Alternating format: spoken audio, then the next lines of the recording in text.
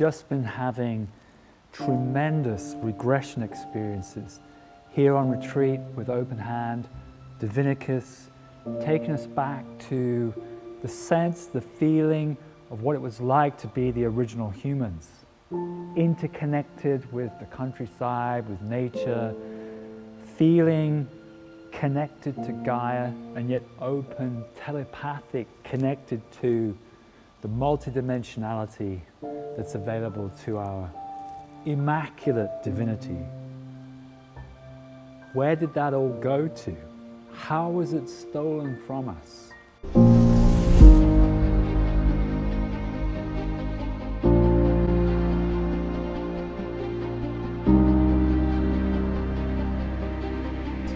We all know there's a simulation going on. I think the challenging thing is recognizing how spiritual mainstream and philosophy is being interfered with, hijacked subtly, and the stories being fed back into the overall simulation. So to be vigilant about those things, and I'm certain that if we are vigilant, that the reflections will come, we'll be shown them. But it's crucial we are vigilant and we are watching and we are tuned in on a day-to-day basis. If it's just a case of just slipping back into the regular, into the norm, then we're not going to see it. It's just going to be there because it's subtle, it's in the background. That's the level. We've gotten past the reptilians, they've realigned, or mostly, and withdrawing or transforming into dragon energy, fantastic. But that influence is diminishing greatly. We've seen the Greys leaving as well. We've seen the Anunnaki healing. We've still got tall whites, synthetics there to be mindful of, especially this time as we've been through full moon. In fact, the Sweat Lodge was on full moon day. Interesting that we had that kind of huge amplification of that energy. So those more full-on, obvious kinds of interventions are mostly gone or diminishing. But you've got this very subtle level now, and that's what we really need to pay attention to, because it seems to me that the simulation has gone, has really amplified, it's gone rife in recent times, of course, since the beginning of the pandemic, bogus pandemic. But yeah, it seems to be amping up in its machinations and methods of pulling people and souls in.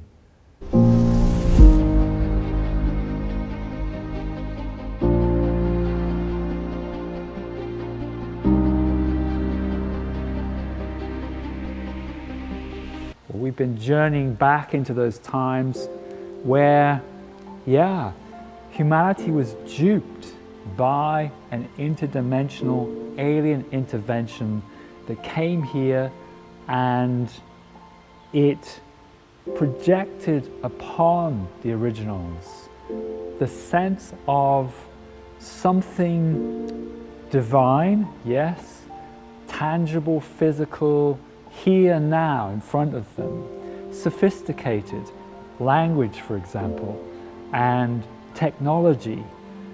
And this was highly impressive to the original humans, who got then duped into embracing, accepting that way of living and being.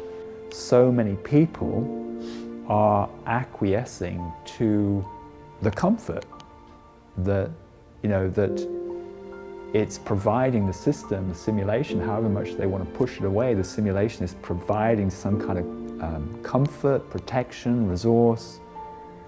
And so even if you offered you ask the question, how much do you want to leave it? And it's a 10, 10 out of 10. Nevertheless, when you start taking away certain things, or you ask people to sacrifice in order to really feel the soul and come into the absolute, well, quite often, people won't go there. They'll take the I mean, you've seen it. We've all experienced it. People will take the soft option. They are taking the soft option. You know, it's like, you know, can we use ET technology to do what? To perpetuate the simulation and how we're living? So that's why, to me, it's been so successful, because so many have inadvertently or are inadvertently acquiescing to it all. And that's why it continues. So, you know, you're going to find yourselves, I would say, you know, the odd people out in all of this, understanding it and what's actually going on to the depth it is. And that will maybe put you at odds with family, friends, and colleagues, and the system, society.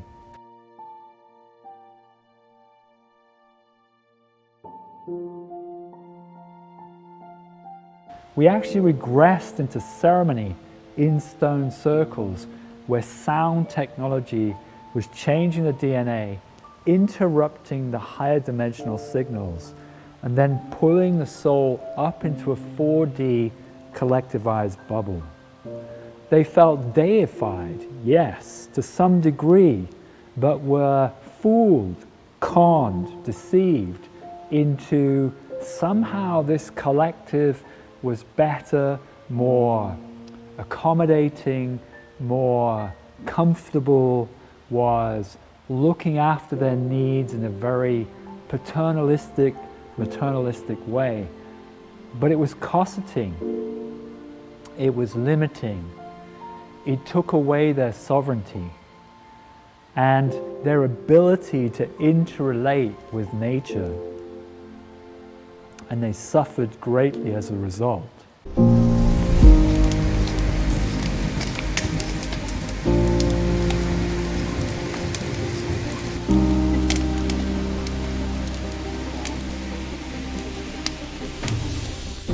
Recognize the really subtle influences that go on, that came out, for example, which were expanded in the lodge and so became evident in the lodge. But how, you know, it takes that level of confrontation, that crucible, in order to make it visible, in order to split it open so they actually see it, feel it, sense it. And so bear in mind then that in most daily circumstances, it isn't going to be that obvious. It's going to be subtle, it's going to come in, it's going to influence distortions particularly. But remember also that we have seen this new level of intervention, so it appears to be, I'm really clear on it, that it's over-animating, over-emphasizing a particular ray of consciousness which can orientate a person in a particular direction. So the person believes or thinks or knows they're coming from the soul, and they are, but an impulse comes in and just over-amplifies a certain ray, whether it's the ray of spontaneity, the ray 7, whether it's the ray of inquiry, the ray 3, whether it's the ray 1 of driving something forward. You can feel the essence that is you, so you're trusting in that. You've learned to trust in that after you've regained sovereignty. You know, it's imperative that you're then listening to the soul. And so when contradictory reflections might come, well, as far as you're concerned, you're coming from that authenticity. And so it takes some kind of shake-up, some kind of chicane of challenging circumstances to shake the being and say, look, something pretty fundamental is going on here that you're not necessarily seeing.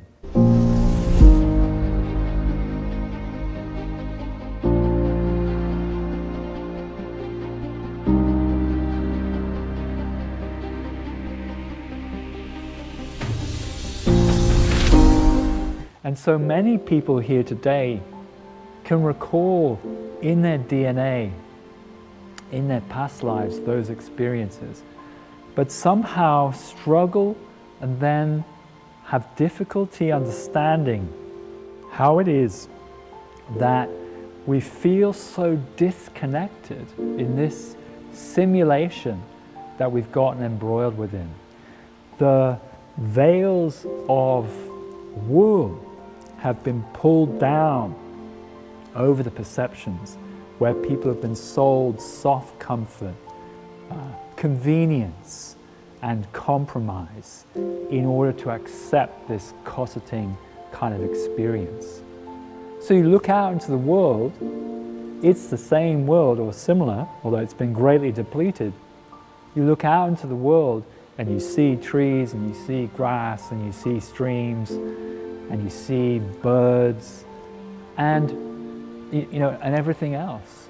And yet there's a disconnect, there's a filter between you and them and that originality. And instead, there are subtle directives, adjustments, perceptions that are fed in through the psyche, through the chakras. You hardly even know it's happening unless you're really attentive and looking, exploring internally where the motivations and desires to do things actually come from. So these directives have been fed in subtly through the field, and that causes people to orientate themselves with this system, which you can't see, but is there all around you and is being fed into how you live, work, exist. But then after some time, as is happening now on the planet, people realize there's something grossly wrong. There's something missing, and you can just see, sense, taste the air of control all around you, manipulation, duplicity. You can feel it, sense it all around you. And for a while there's a complication or confusion about what to do with that. Do we try to somehow fix it out there? The challenge with that, the problem with that, is this intervention is so sophisticated, is it's using AI and synthetic tall white beings to take every story, including, for example, the emergent story or the rebellious story or the spiritual story, and feed it back into this ever-building simulation. So it's attaching people, investing people in some sort of outcome or something, some soft comfort or addiction which is delivered on a plate out there. Instead of letting go of all that, coming back into yourself, disconnecting from the simulation, interrupting the signals, connecting with nature, getting into meditation, attuning the chakras, fasting, cleansing, detox, cold plunge.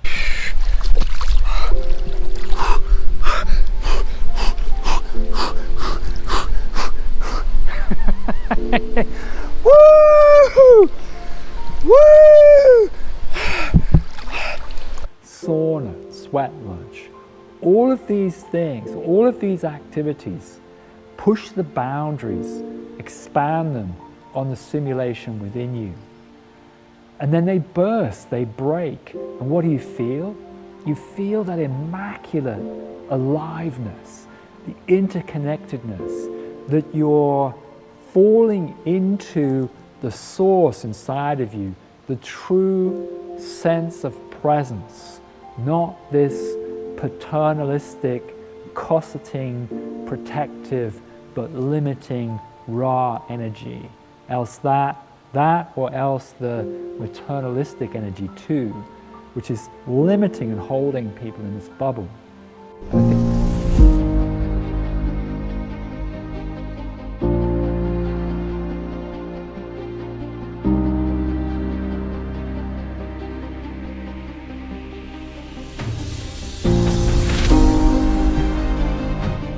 And I think if we're vigilant to that, we'll notice it, we'll see it. But we've got to be on the ball And we've got to be on the ball in how we live, especially, diet is massive. We've looked at that, we explored that. I know Plenty had shifts in relation to that when we were in meditation with it. That's huge because, it embodies industrial food chain vibrations if we're not careful, and the fearful experiences that nature has in that. So we need to be careful of that. Meditation, chakra attunements, deep consciousness body work, free-flowing, freewheeling, going with the signs, the synchronicities as they tune into the soul. I think establishing boundaries is massive. It's really clear that there's plenty of just not going with the shift. One of the things that has come up recently, why this layer, why Ra has been so successful, is because so many people are acquiescing to the comfort. The original humans lived with insecurity, right? They never knew what was coming next, but that was their power. They embraced that uncertainty, that unknown, as a sense of adventure, aliveness, vivacity, a tuning in to the environment with deep sense of empathy and alchemy, because that's what you need to be doing if you don't know what's coming next. Yet they could blend with the forest, with the stream. They could sense creatures and animals miles away, smell them, for example. And they were strong, fast, fit, and telepathic, interconnected. They had all of these gifts, all of these traits, and they were taken away from them, stolen from them. Well, it's time to take those gifts back. And remember, we said, when it gets tough, and it will, crossing the karmic Red Sea is about confusion. It is about confusion. That's the point of it. It's a density which is, if you like, separating out the light from the darkness that we all have, just like the sweat lodge. So the karmic Red Sea is confusing, and there'll be many times when you feel you've got it wrong, or feel then you should go back. Why are you doing it? What's the point?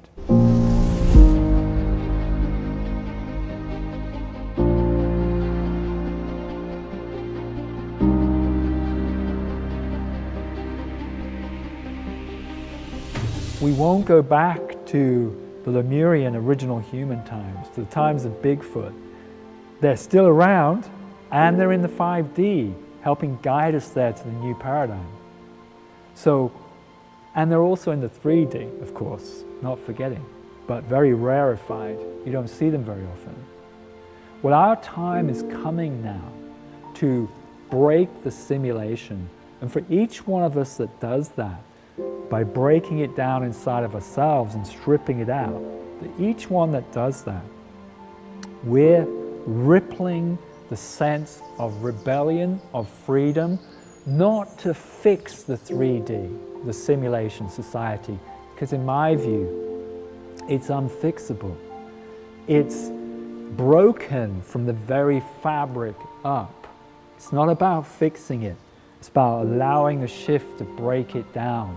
And in the breaking down, we can go with that and strip out the simulation of that kind of cosseting, nanny, paternalistic energy, which is limiting and removing of sovereignty. We can strip that out by working in the multidimensional chakra system, reclaiming our sovereignty, infusing soul, connecting with nature, connecting into the torus through the earth, and up in the higher dimensions through the 4D karmic plane. We can do that and call on the experiences of the original humans. We're not going back there, but we're integrating, reanimating, resurrecting many of those talents, gifts, experiences, and bringing them forth into this experience now, and then through that and into the shift in 5, 6, 7D. And that's how you separate out. You're recognizing yourself, you're recognizing what's not you, and you're reminding yourself, well, why did I start this? What is my big picture? What is my vision for it all? Where I want to go as a being? And why did I embark on this journey across such challenging densities? If I keep reminding myself of the purpose of that, then it changes the orientation and the perspective on the things that are going on and happening. I'm less trying to fix something, attain something, achieve something, or even resist something. I'm less trying to do that and more figuring out, well, what is this telling me about me?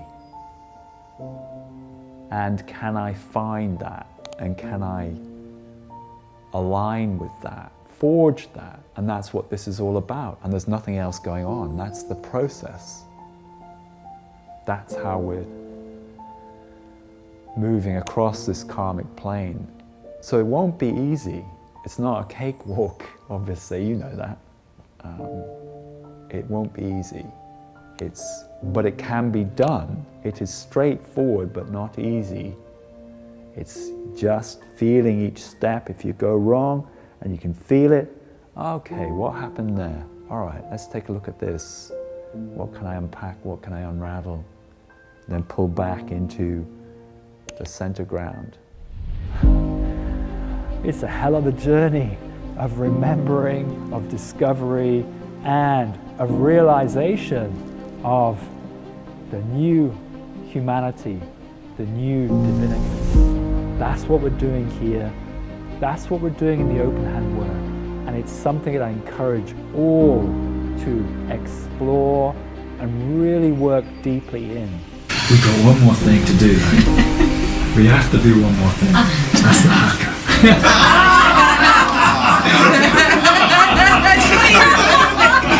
There's a dragon just down there on in that space.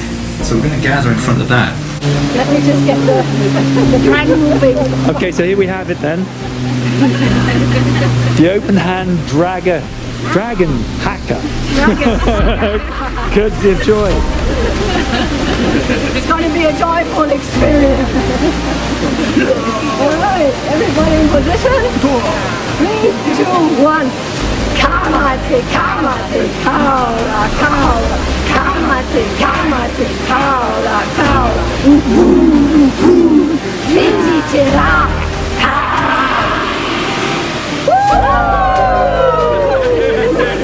We're at a crunch point. There is no more room for compromise with the old system, the hybrid simulation. It's gone into overdrive, and we must separate out and go with the shift into the higher paradigm. We don't get away with one. Okay, let's start again. Kamate, kamate, kaula, kaula. Kamate, kamate, kaula, kaula. Visitera.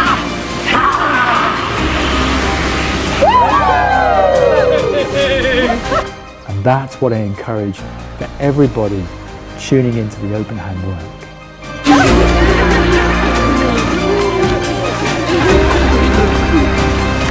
That's what we can fulfill. That's what we're going to do.